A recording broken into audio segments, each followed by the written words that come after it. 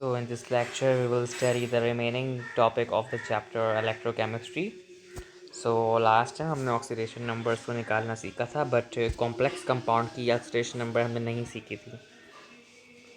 ठीक है. So we have Ba3PO42 number 1. तो हम इसकी पहले ऑक्सीडेशन नंबर फाइंड आउट करेंगे. So we have barium, Ba3 barium, and we have phosphorus O4 and 2. इसमें पूछा गया है कि फास्फोरस की ऑक्सीडेशन नंबर को निकालें. And this type of bracket type of compounds are known as complex compounds somewhat. So अब इसका रूल क्या है, जैसे हमने पहले किया था सेम इसी तरह हम करेंगे, बस थोड़ी सी चीज़ें चेंजेस होगी. फॉर एग्जांपल सबसे पहले तो हम बेरियम को आइडेंटिफाई करेंगे कि बेरियम किस ग्रुप का एलिमेंट है. ठीक है. So barium is definitely the element of group 2, but यहाँ पर हमारे पास 3 है. तो हम 3 को हम मल्टीप्लाई करवा देंगे +2, जो कि बेरियम का ग्रुप नंबर की वैलेंसी होती है. ठीक है, ये हो जाएगा. और 3 हमारे पास बेरियम का आ जाएगा कोफिशिएंट. ठीक है. फिर हमारे पास है फॉस्फोरस ऑक्सीजन. ठीक है. फॉस्फोरस यहाँ पर हमें नहीं पता तो इसलिए हम इसको x कंसिडर करेंगे, बट यहाँ पर 2 है तो ये 2 इस फॉस्फोरस के 1 से मल्टीप्लाई हो रहा है तो 2x हो जाएगा. इसी तरह ये जो 2 है ऑक्सीजन के 4 से मल्टीप्लाई हो रहा है तो यहाँ पर 2 4 ज़ा 8, मगर ऑक्सीजन का ऑक्सीडेशन नंबर क्या होता है -2, सिवाय फ्लोरीन और पेरोक्साइड्स के अलावा, जिसमें उसका जो है आपका +2 होता है. कुल मिला के =0. ठीक है. 3 2 ज़ा +6 +2x एंड सॉरी 8 2 ज़ा -2 ज़ा -2 8 ज़ा -16, क्योंकि ये प्लस माइनस जाके माइनस हो जाएगा =0. सेम इसी तरह अब हम करेंगे ये 2x को यहीं पर रखेंगे और जो है आपका -16 जहाँ पर जाके +16 हो जाएगा. इसमें से माइनस करा देंगे 6 तो ये बचेगा 10. 2x = 10. 2 ले जाएंगे, x = 10/2. 2 1 ज़ा 2, 2 5 ज़ा 10, तो x = 5. ठीक है. तो यहाँ पर हमारे पास x = 5 जैसे is the oxidation number of phosphorus. अब बच्चे बोलेंगे सर ये 5 तो आगे क्या है, हमें कंफर्म है कि ये सही है नहीं है. बिल्कुल 5 ग्रुप का एलिमेंट है फॉस्फोरस. अगर आप पीरियोडिक टेबल में जाएं तो फॉस्फोरस किस ग्रुप से बिलोंग करता है, ग्रुप 5A से, यानी कि इसकी 5 वैलेंस इलेक्ट्रॉन्स की वैलेंसी होती है. ठीक है. तो सेम इसी तरह अब आप सॉल्व करेंगे कैल्शियम सल्फेट की नहीं है, कॉपर नाइट्रेट की नहीं है और एलुमिनियम सल्फेट की नहीं है. तो ये भी आसान है, ये भी आप होमवर्क है. ये क्विज़ ज़रूर सॉल्व कर लेना. हर चीज़ है कि क्विज़ के बगैर आप पेपर में नहीं बैठ सकते. क्विज़ इतना इंपॉर्टेंट होता है क्योंकि ये आपकी बेसिक अंडरस्टैंडिंग्स को डेवलप कर रहा होता है. ठीक है. अब हमारे पास टर्म है कि ऑक्सीडाइजिंग और रिड्यूसिंग एजेंट्स के बारे में. हमने ऑक्सीडेशन और रिडक्शन तो पढ़ ली, बट हमें ऑक्सीडाइजिंग और रिड्यूसिंग एजेंट के बारे में नहीं पता. तो हम इसको समझेंगे इस चीज़ से. फॉर एग्ज़ाम्पल यहाँ मेरे पास हाइड्रोजन है H2 और यहाँ मेरे पास ऑक्सीजन है. ये दोनों जाकर आपके पास बनेंगे H2O और इसमें हाइड्रोजन का जो पॉजिटिव नंबर होगा, इसको इस तरह समझो. हाइड्रोजन आपका 0 स्टेट में, क्योंकि प्योर स्टेट में है तो उसका ऑक्सीडेशन नंबर क्या होगी 0. प्योर स्टेट में है. ऑक्सीजन भी प्योर स्टेट में है तो कितनी होगी 0 होगी ऑक्सीडेशन स्टेट.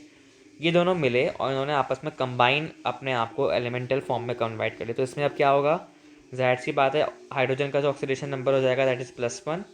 ऑक्सीजन का क्या होता है हमेशा -2. तो यहाँ पर इन दोनों ने अपने ऑक्सीडेशन नंबर्स को चेंज कर लिया. यहाँ पर हाइड्रोजन क्योंकि अपना इसने इलेक्ट्रॉन को इसने लूज़ किया, +1 बना, तो इसके पास ये यहाँ पर क्या हो रही है, यहाँ पर ऑक्सीडेशन हो रही है. इसी तरह ऑक्सीजन ने 0 से -2 पर अपना क्लिक किया, यानी कि गेन ऑफ इलेक्ट्रॉन, यानी कि रिडक्शन हो रही है. ये तो हम पढ़ चुके हैं ना. ठीक है. So hydrogen has change from 0 oxidation state to +1 by losing 2 electron. So hydrogen is oxidised. Hydrogen behaves as reducing agent. क्या मतलब, हाइड्रोजन खुद तो ऑक्सीडाइज हो गया मगर इसने ऑक्सीजन को रिड्यूस करा दिया, रिडक्शन करवा दी ऑक्सीजन की. तो जो ऑक्सीडाइज हो रहा है या ऑक्सीडाइज हो रहा है इसमें जाकर रिएक्टेंट में, सॉरी इसमें प्रोडक्ट में जाकर, जैसे कि हाइड्रोजन यहाँ पर 0 से +1 हुआ, ऑक्सीडाइज हुआ, मगर ऑक्सीडेशन तो हुई, हाइड्रोजन से यहाँ पर जाके ऑक्सीडेशन तो हुई, मगर यहाँ पर रिड्यूसिंग एजेंट कौन होगा? हाइड्रोजन। तो hydrogen is the reducing agent, यानी कि उल्टा हो गया, जो ऑक्सीडाइज हो रहा है वो रिड्यूसिंग एजेंट है। तो यहाँ पर ऑक्सीजन में रिडक्शन हो रही है, तो ऑक्सीडाइजिंग एजेंट कौन होगा? ऑक्सीजन। यानी कि जहाँ पर रिडक्शन हो रही है वो कहलाएगा ऑक्सीडाइजिंग एजेंट, यानी कि ऑक्सीजन पर रिडक्शन हो रही है तो ऑक्सीजन कहलाएगा ऑक्सीडाइजिंग एजेंट, और रिडक्शन हो ऑक्सीडेशन हो रही है हाइड्रोजन के ऊपर, तो रिड्यूसिंग एजेंट भी क्या कहलाएगा? हाइड्रोजन। ये उल्टा इफेक्ट, इस तरीके से इसको समझो, ठीक है। बच्चे कंफ्यूज जाते हैं कि सर ऑक्सीडाइजिंग एजेंट वो क्यों नहीं होगा जो कि रिडक्शन हो रही है, जो जहाँ पे ऑक्सीडेशन हो रही है। देखो वो इसलिए नहीं होगा क्योंकि हाइड्रोजन यहाँ पर ऑक्सीडाइज तो हो रहा है, मगर वो ऑक्सीजन को कर रहा है कि तुम, ऑक्सीजन को कह रहा है कि तुम रिड्यूस हो जाओ।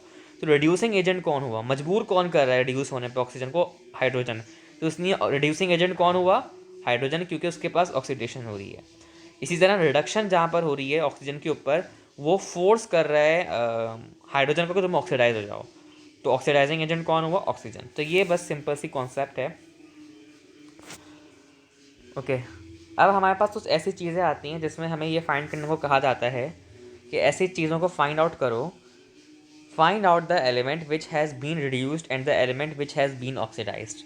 तो इसमें बच्चा कंफ्यूज हो जाता है कि ये मैं कैसे बताऊंगा। जैसे कि पार्ट ए मेरे पास दिया हुआ है जिंक प्लस कॉपर सल्फेट, ये जाकर आपको दे रहा है ZnSO4 प्लस कॉपर, ठीक है। अब बच्चे बोलेंगे सर ये रिडॉक्स रिएक्शन तो है, क्योंकि यहाँ पर जिंक की ऑक्सीडेशन स्टेट है 0, मगर यहाँ पर जाकर जिंक की ऑक्सीडेशन स्टेट होगा ये चेंज, क्योंकि कंपाउंड फॉर्म में आ गया, प्योर फॉर्म से कंपाउंड फॉर्म में, तो यानी कि रिडॉक्स रिएक्शन है। रिडॉक्स रिएक्शन का मतलब यही है जिसमें ऑक्सीडेशन नंबर्स चेंज हो रही हो रिएक्टेंट से प्रोडक्ट्स में।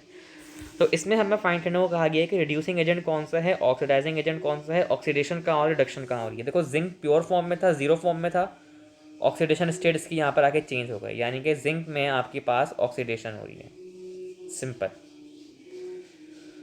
कॉपर यहाँ पर जो है अपने ऑक्सीडेशन नंबर फॉर्म में था, बट यहाँ जाकर प्योर फॉर्म में 0 हो गया, यानी कि यहाँ पर कॉपर की होगी रिडक्शन, ठीक है।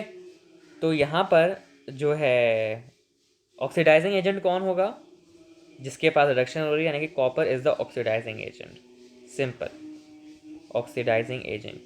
और रिड्यूसिंग एजेंट कौन सा होगा यहाँ पर? जिसके पास ऑक्सीडेशन हो रही है, रिड्यूसिंग एजेंट।